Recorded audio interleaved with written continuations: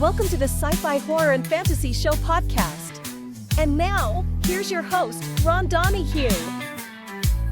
Good evening, everyone, and welcome back to the Sci-Fi Horror and Fantasy Show podcast. I am your host, Ronald Donahue, and tonight I'm joined by my co-host, Mr. Mario Lazo. Hey, how y'all doing tonight? And Mr. Jeff McIntosh. Happy June, everybody! All right, well, let's go ahead and start off tonight. You've got mail. We've got mail. We have received an email from one of our listeners, really cool gentleman by the name of Tom. So Tom writes and says he listened to let me just read it. You'll figure it out. So he says, enjoy it. Would be the type of podcast I would start if I could start a podcast, talking about, podcasts that we have right now. So I think it was the episode, Jeff, where we were talking about if a studio came to you and said you had to make a horror movie into a musical. That's what he's talking about. So he says musical horror ? Come on now. John Carpenter's The Thing. Who wouldn't want a chorus of voodoo BS or Fuchs or the F word? He says, and yes, got Shudder on the deal around Christmas and rarely turn it on. Not very good content, really. Yeah, I'm sorry. I hope you get a refund, Tim. And y'all should do some retro stuff sometimes. Tons of old media that could be introduced to a new audience. Case in point, The Thing from Another World or Horror Express in reference to John Carpenter's Thing. Thanks for the pod. Maybe I'll make one day. Hey, yeah, Tom, there's plenty of room for everyone to make one. And, basically it's just coming about and doing one on whatever subject that you find interesting. So that being said, I was thinking we should do a show, or more than one show, maybe once a month, do a show where one of us will watch an old sci-fi film. We have the classic ones that we all, Thing from Another World, Forbidden Planet, so many of them. Maybe we should dive into and catch some of the older ones that most people probably wouldn't even be familiar with. We could do a review on it and come back and share it with our audience, because I agree wholeheartedly with what he's saying. We don't really dip into very often older movies. We talk about them once in a blue moon, but most of the stuff we're talking about is current. But I think it's a good idea. What do you think, Mario? I think it's a great idea because we had a span of sci-fi movies specifically in the 70s. I just thought of three off the top of my head. Soylent Green. Yeah, that was great. The Omega Man. Uh-huh. Logan's Run. Oh, that's a great one. Those three, I was just thinking about that, during my era, when I go to the movies, and I said the bulk of the time was my dad, but in the 70s, they dropped me off at the theater and watched the movies. So yeah, we could do, and I was just thinking about what he said. You can do previous movies from the 70s, the 60s, the 50s, and the 40s, because I think the first monster movies came out, in the 30s or 40s? Probably, yeah. 20s. Well, okay. You're talking about the silent films, though, Jeff? Not the silent film, the Mummy, the original Mummy. And Frankenstein, 32, I think. Dracula. Yeah, exactly. Yeah. And those were done, I would imagine, in the 40s, or were they the 50s? 30s and 40s. And yeah, because... Yeah. That's a great idea. I think that's a really good idea. It's something that I think would be really good to implement that. I'm going to share some information with you guys. I'm not going to bore our listeners. Some information I just found out about our listeners recently. So what say you, Jeff? What do you think about, we'll have a show where we could either cover, everyone that week will watch a certain movie. We'll come back. We'll talk all about the movie, what have you, what we thought about it, share with our audience.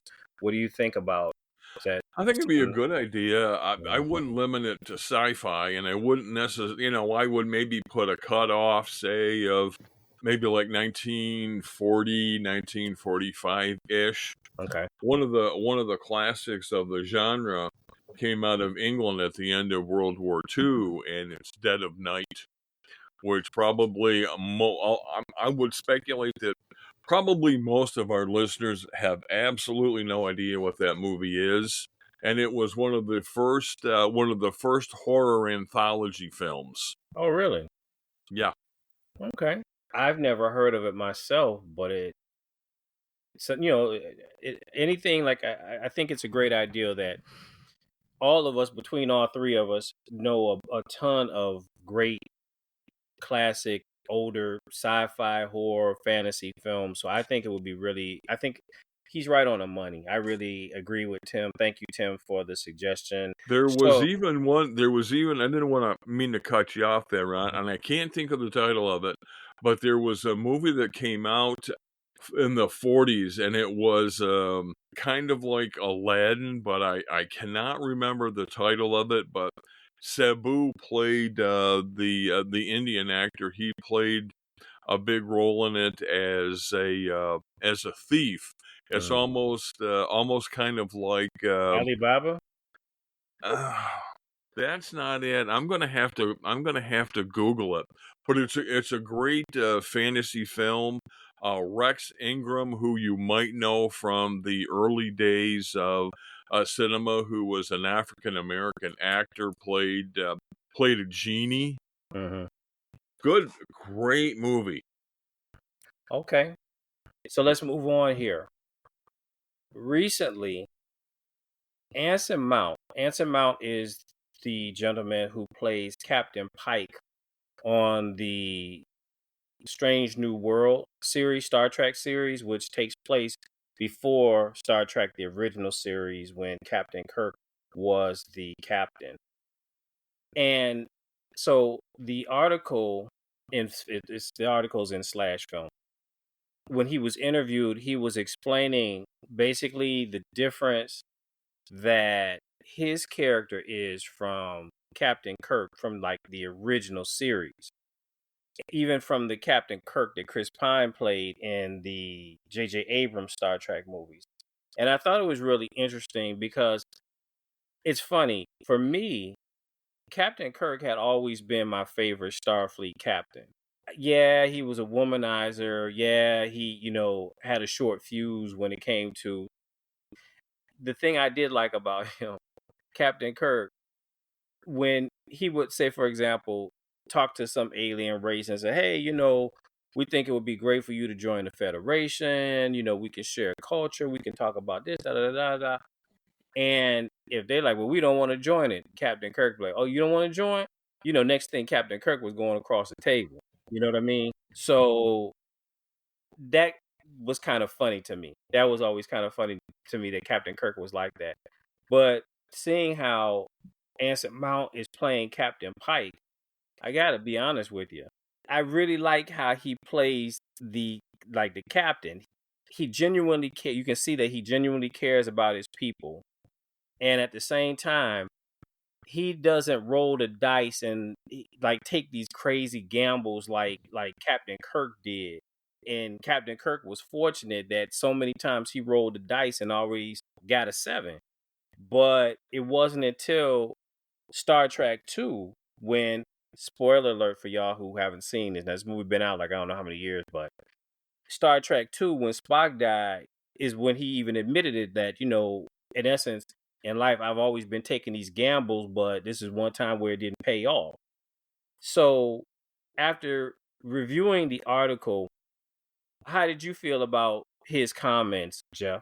I thought they were pretty accurate. One of the things I had read years ago on the different Star Trek captains was that anytime they come to a Class M planet or whatever, and they have to beam down to the surface, captain always goes. Right.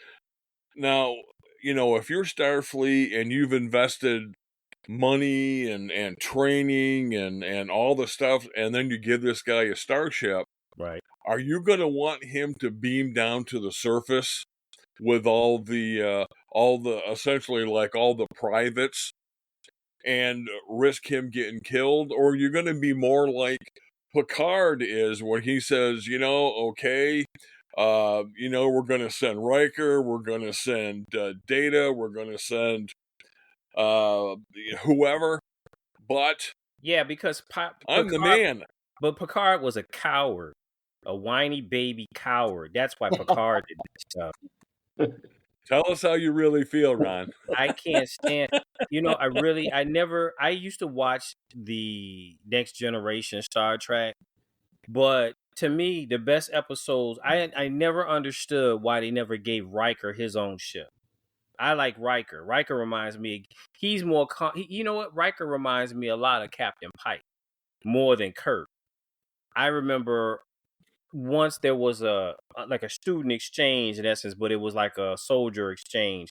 So they sent a Klingon over to the Enterprise, and they sent Riker to be on a second in command on a Klingon ship.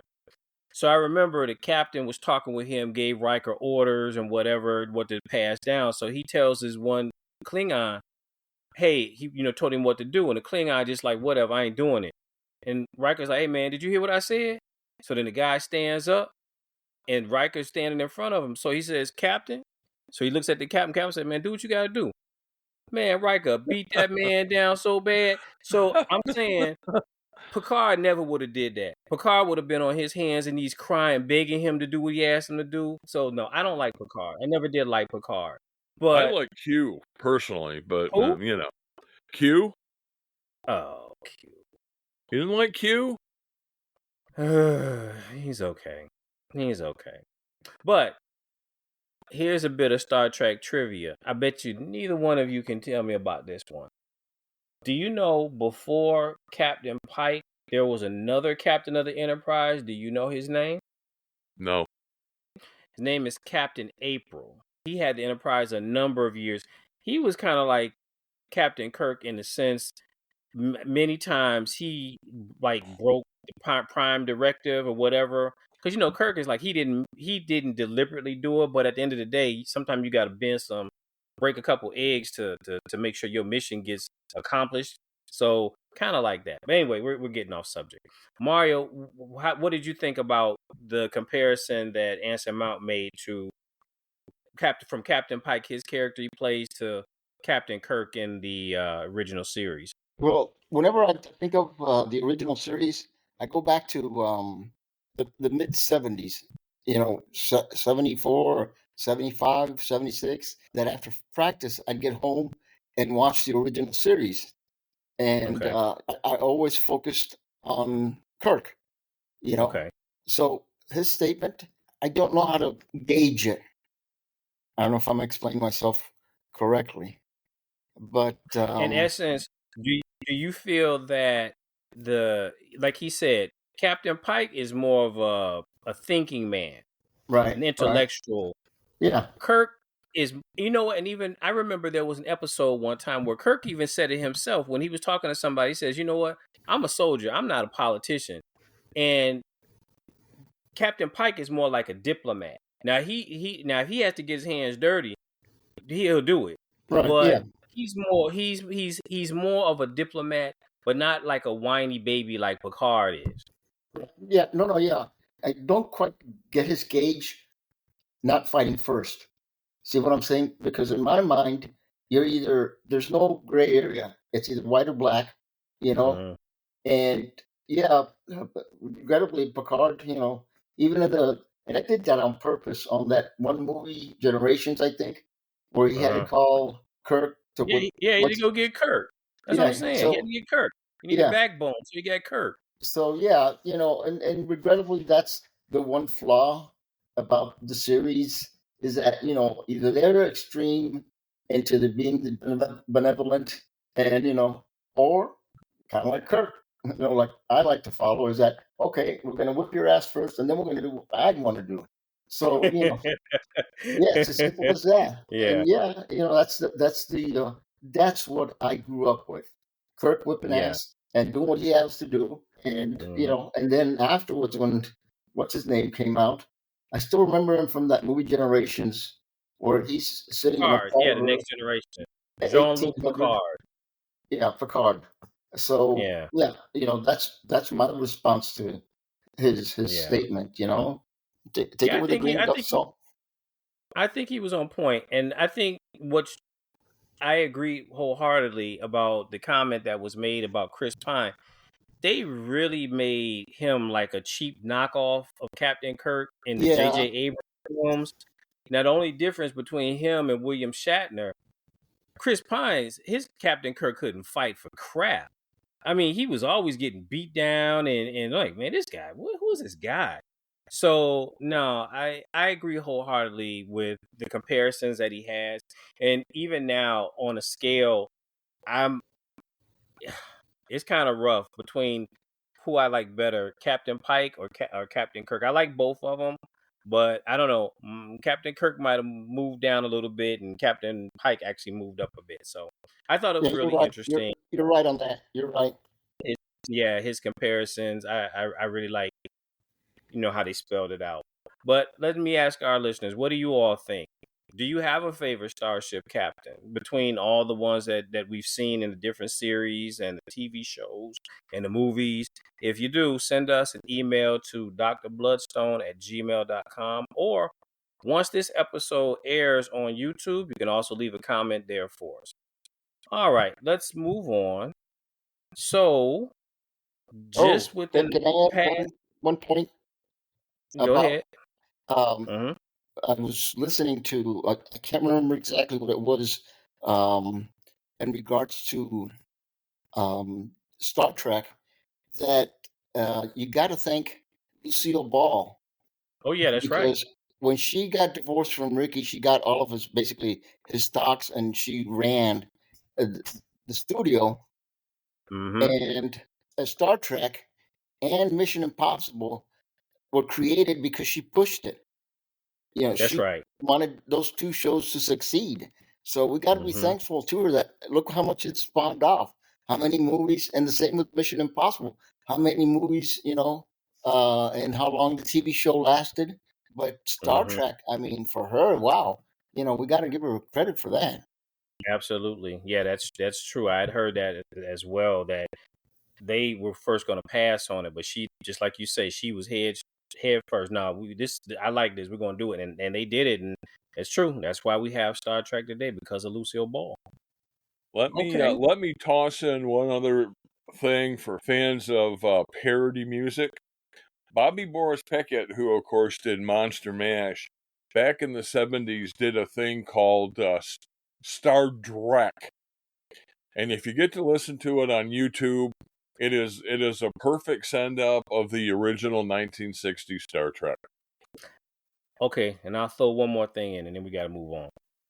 Did you know that there's actually lyrics to the Star Trek theme? No. Yeah. No. It's better. You can find it on YouTube. Just type in Star Trek theme, lyrics, whatever. Honestly, I prefer without the lyrics. Leave it like it is. But yeah, there's actually lyrics to the Star Trek theme. Okay, let's move on. It came out within the past few days. I had no idea that they were making a Black Phone 2 movie. From the ending of the first one, I figured, okay, that's it. But it appears from the trailer, what do they call that guy? The grabber? Is that what they called him? I can't remember I what think his so. character is. Yeah, I think that's I think so. Either or, he's back. So it looks like it's almost like a not Friday the 13th, Nightmare on Elm Street, like a Freddy Krueger. The guy's dead, but he's now going after people, even though he's dead. I saw the trailer. I mean, it looks interesting because the movie was really creepy. The movie really brought back some memories, and maybe that's why it was so creepy for me. I remember as a kid in third grade, fourth grade, I remember there was this guy in Michigan. All I can remember was they had a sketch of him, and I remember he drove a blue car. That there were a bunch of kids that were missing, and this guy had been spotted in all these different places, and they never found those kids. At least they never found them alive anyway. that's what really put this back in my memory and really made it such a creep factor for me when you're talking about, kids disappearing, you don't know what happened to them. And especially when you see the movie, and I'm not going to spoil it for anybody who hasn't seen the first one, but y'all to check it out. It's really good. With these children that disappeared, what really happened. So I saw the trailer. It looks interesting to me. I'll definitely watch it. What did you think about the trailer, Jeff? I liked it. It looked nice and creepy. When the first one came out, I caught it on streaming. And if we have any true crime folks out in the audience, part of it kind of reminded me of Albert Fish and Wesley Allen Dodd in Washington State 30, 40 years ago, who were child murderers. Uh-huh. And the first movie, I thought the first movie was creepier than hell, and I had a couple nightmares for a couple of nights after the movie. And my wife, who's a survivor of child abuse, couldn't watch it. Yeah. Of course, any type of horror movie, you want to make the person watching it like uncomfortable, but just the whole ideal behind that movie, it's very uncomfortable. It's very uncomfortable to watch. I mean, it's a great movie. Don't get me wrong, it's a great movie, but it is very creepy on a lot of different levels. Mario, what did you think about the trailer? Yeah, honestly, yeah, I had this. It even brought me back to. I don't recall if it was the first or second season of. I think it's True Detective.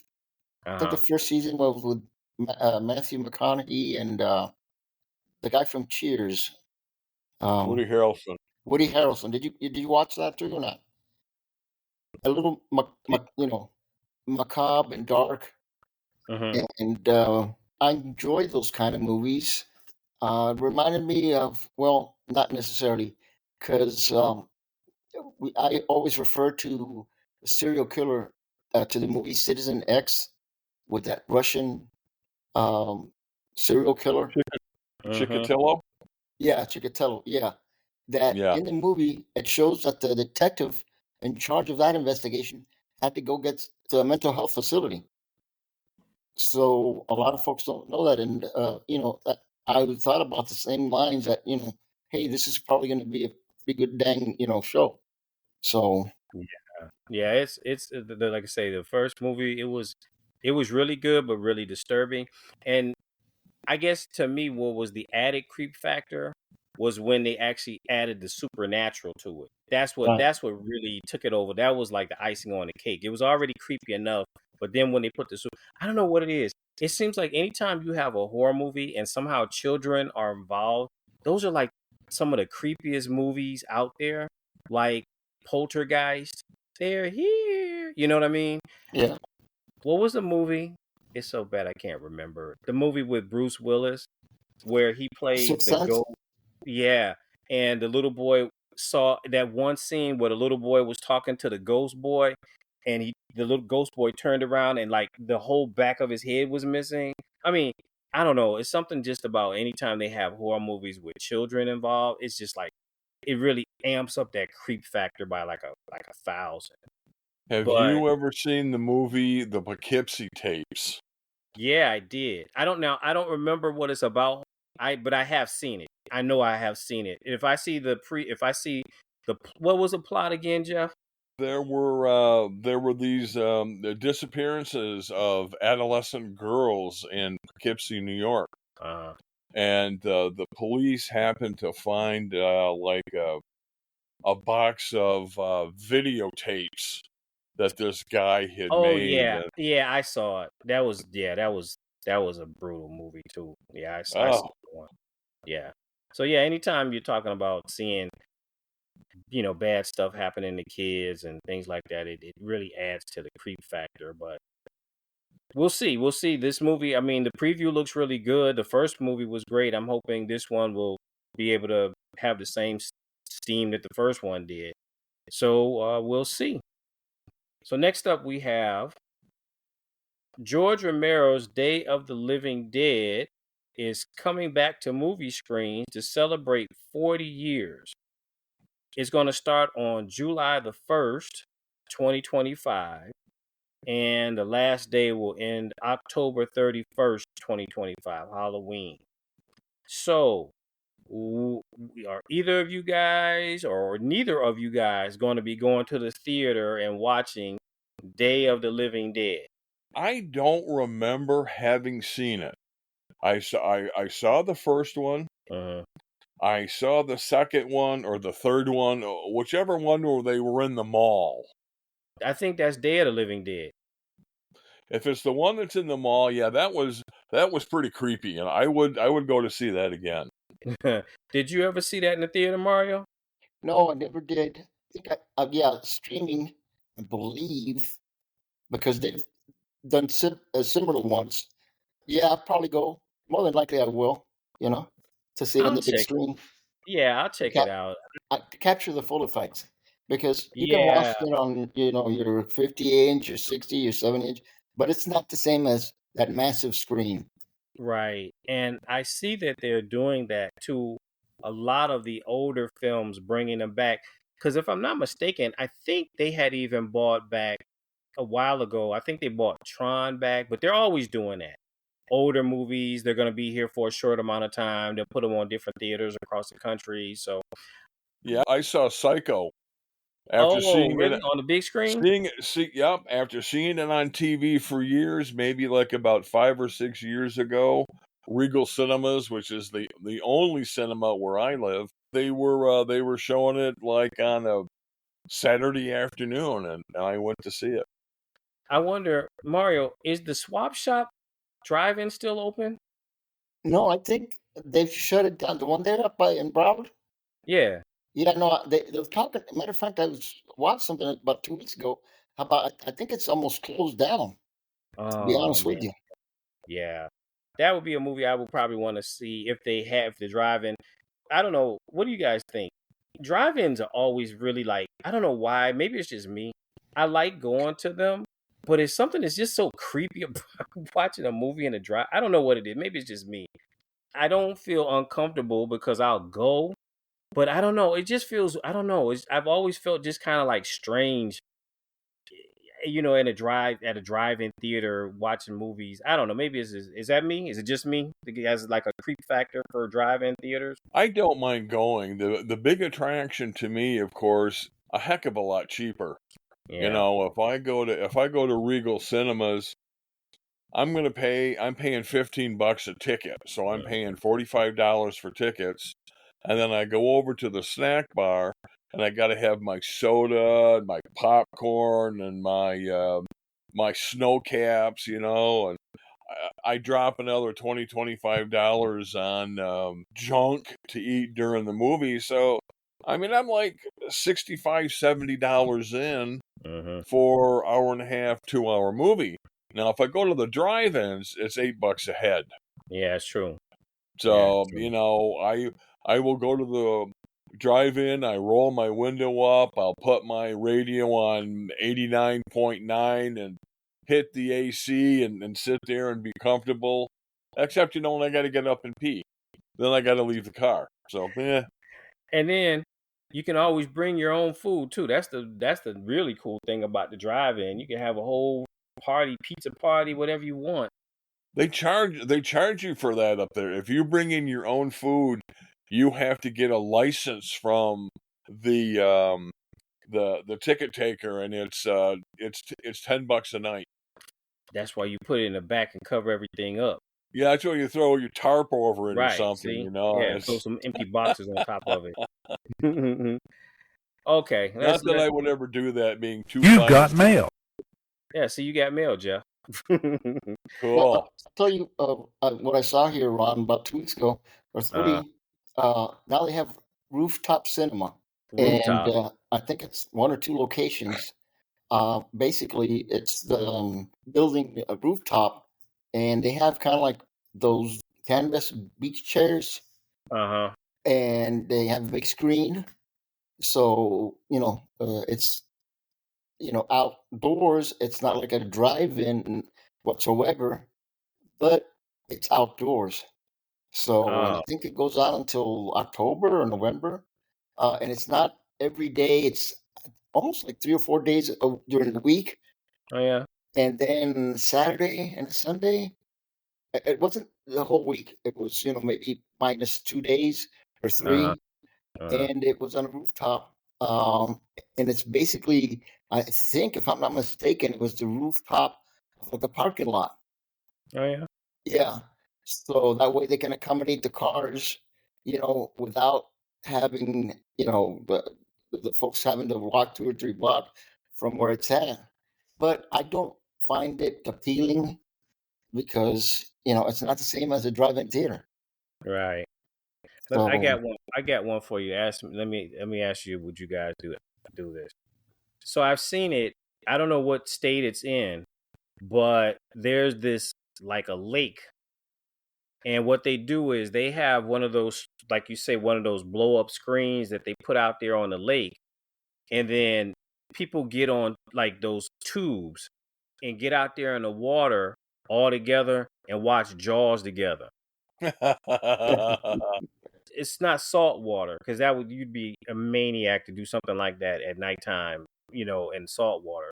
But yet and still, for me, nah, I would, because people play too much. I can see somebody diving under and grabbing you, something being stupid. Nah, I don't. That's not my thing. But would you guys do it? Would that be something you guys would you try? no, no, no. Yeah, yeah. You, Jeff? Oh, I'd go for it. Yeah.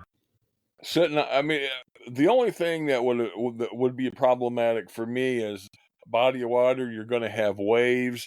Do you have a way to keep your tube stationary, or are you going to just float up on shore, and No, then you're going to have to?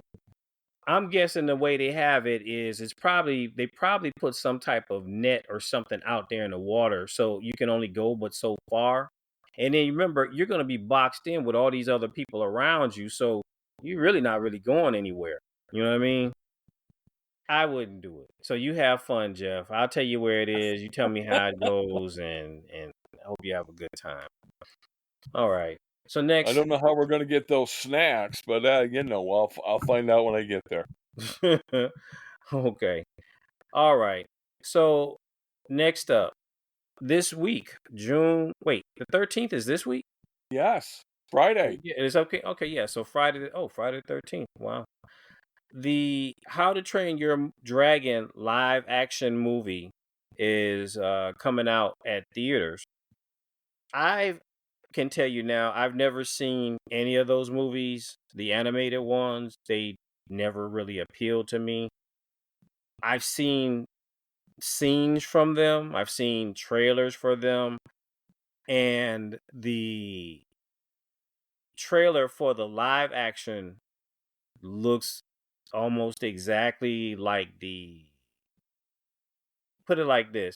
The dragons look identical to the way that they look in the cartoon, which I think is kind of weird. Why wouldn't you make them look? I mean, you could have them similar, but why would you have almost like a carbon copy brought to life? It just looked weird to me. Honestly, I don't have a dog in this fight. I don't particularly care either. I'm not going to really go watch it. It's nothing I'm interested in. But from the trailers, what did you think? Is it something that you would be interested in seeing? What about you, Mario? Not something that I enjoy. The only time I've seen dragons and enjoyed them in a film is the Hmm. Lord of the Rings and the Hobbit Okay. series, where there's, Okay. that's part of the feature, but it doesn't make it the whole uh, movie round. I don't know if I Uh-huh. explained myself well enough, but I don't, not my cup of tea. I'm sorry. Okay. Okay. And you, Jeff, is that something?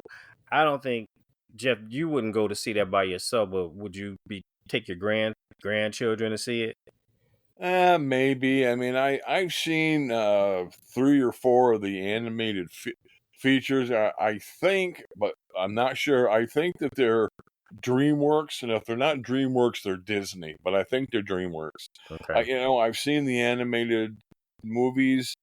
They were fine. Do I feel the need to go to the theater and see it. No, I mean, my grandchildren go in age from 19, 10, 4, 3, and 2. So the 2 and the 3-year-old, I'd have to be some kind of fool to take them to a movie where they can sit in the dark. Yeah. That's not going to happen. And my granddaughter, all she wants to hear is Stitch, Stitch, Stitch. I want to go see Stitch. Yeah, I'm not mad at her. I want to see it too. Wow. I saw Yeah. the big screen today, the preview for How to Train Your Dragon, and like I said, it just didn't do anything for me. Yeah, I guess we're probably not the demographic typical that would typically go to see something like that, unless, like I said, the situation, like, you're gonna take your grandkids or something like that to go see it. I mean, hey, I hope it does well. I mean, at the theater, I know there's a lot of people that actually like that, like the animated one. So I hope that the live action can live up to what the animated ones did, but I won't be seeing it. That's not nothing I'm really interested in. All right.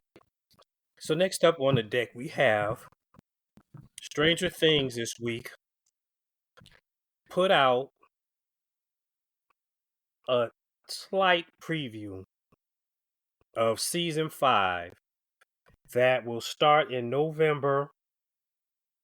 The next part will come out in December, and the final episode comes out, said New Year's Eve. So from what you've seen so far, what do you think? How you feel about it, Jeff? I'll be glad to see the final series. I want to see all the loose ends get tied up. I want to see if the sheriff marries I can't think of her name. Winona Ryder.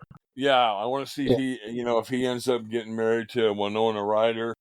I want to see if Finn and Eleven stay together. I want to find out if their friend is secretly gay. All the questions that were left at the end of season 4.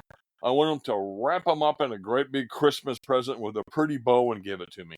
Yeah, at least from so far, what they've shown us, it appears that Max is still in a coma. You know what I want to see more than anything else? This is what I want to know. How much time has passed from season 4 to season 5? Because it's been like how many years since season 4 came out? You see all the kids look, 5 years, 10 years older than they did previously. I want to know how much time has passed between season 4 and season 5. That's the biggest mystery for me so far. I want to know, because Winona Ryder and Eleven, all of them have moved out to California. So now, is there some reason why they got to come back to Hawkins again? I mean, I'm gonna watch it. Like I said, I'm not gonna lie, I'm gonna watch it, but my enthusiasm for that show has died down quite a bit, only because it took them forever to come out with season 4 and now with season 5. So I agree with you, Jeff. Hopefully this will be the grand finale. There'll be all the questions answered. I hope it doesn't do anything stupid, like leave us with a cliffhanger knowing that there's not going to be a season 6. Now, what I did hear, that there's going to be some spin-off shows possibly from some of the different other characters or whatnot. But from the trailer, Mario, what did you gather from the trailer? I think I said this before in a previous podcast, for maybe 2 or 3 prior. I'll watch the first episode to see how it feels like. Okay. To me, it's like I'm chewing the same gum, and they'll say, "Give us your piece of gum there. Give us for a second." They add some sugar to it, and I go, "Put it back in the mouth." I go, it's the same gum, Right. So I want to see if they actually, as Jeff said, tie up the loose ends. Mm-hmm. But I'm the type of person that, okay, I've seen it. Now all of a sudden you can come up with another season, and how are you going to attract me, because I've moved on? And that's Right. what happens with me in some shows. If you take too long, or the storyline in one of the seasons goes off kilter, then I'll go, I don't care for it, and I'll start watching something else. Right. So, yeah, since it's been such a long time, I want to see it, and I'll test the waters. I'll put my toe in the pool, see if the water is cold or not, and if I'll enjoy it or not.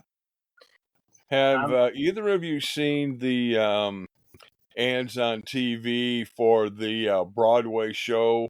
I think it's called Stranger Things First Shadow, I think.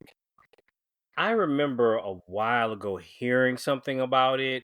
Maybe only one time that maybe that they were doing a play or something on it, but I've never heard anything else after the first time I heard about it. I've seen the ads, and I think it's like down in New York City, so I'm not likely to go. And from what little I know of Broadway theater prices, I'm sure it's kind of priced out of my wallet. Yeah. We'll see what happens. Again, I guess it's just disappointing to me that it took so long to have the final episodes come out, because it's been like how many years since it first came out. And it's funny, they're still trying to make these kids in their 20s look like they're teenagers. What's her name? The young lady, I can never remember her name, the one who plays Max. She has one of those faces where I saw her in it's a horror movie that she was in, that she's supposed to be older, like in college or whatever. But it's a hard sell when you look at her face. It's like, really, you're in college? Okay.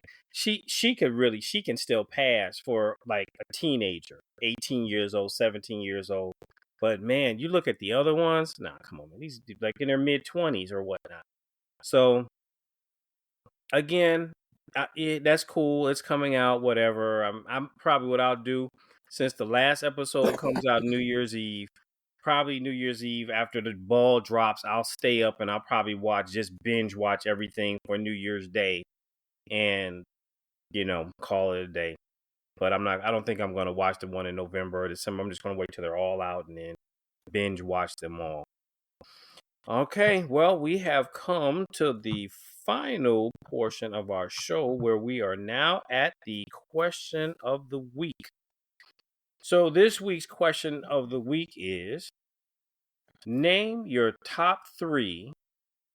It could be a sci-fi, horror, or fantasy film, but 3 films that are a must-watch for you in the summertime. I'll start off with you, Jeff. What are your top 3 must-watch summer films that fall up under sci-fi, horror, or fantasy? At first, I thought of Independence Day, which of course takes place on July 4th. That's fine. That's summertime. But, and here's the but, my wife loves that movie. Every time she sees it, she's got to watch it.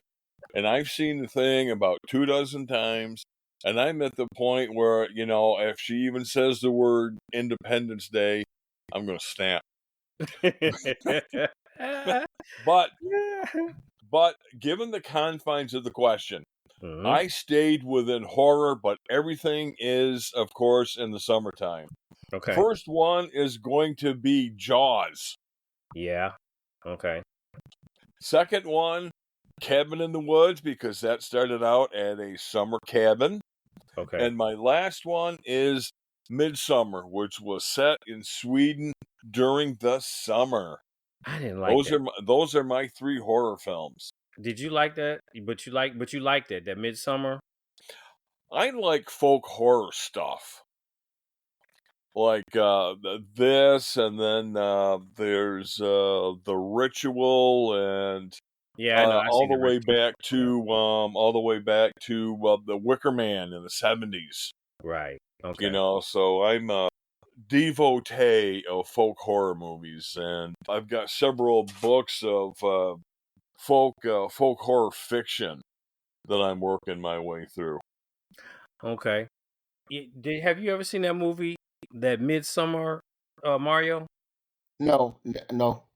I told her, so if she ever listens to this podcast, she can't get mad, because I told her that girl in that movie. I told you, Julia. I said, Julia, that's you all day. That's you all day. This girl, that's one of our former coworkers, Jeff, named Julia. I say, that's you, Julia. That female, that's you. I can see you going way out in the backwoods somewhere, someplace you don't know, and getting yourself in trouble. Yeah, that definitely reminded me of her. Okay, Mario. So, what are your 3 must-watch summer films?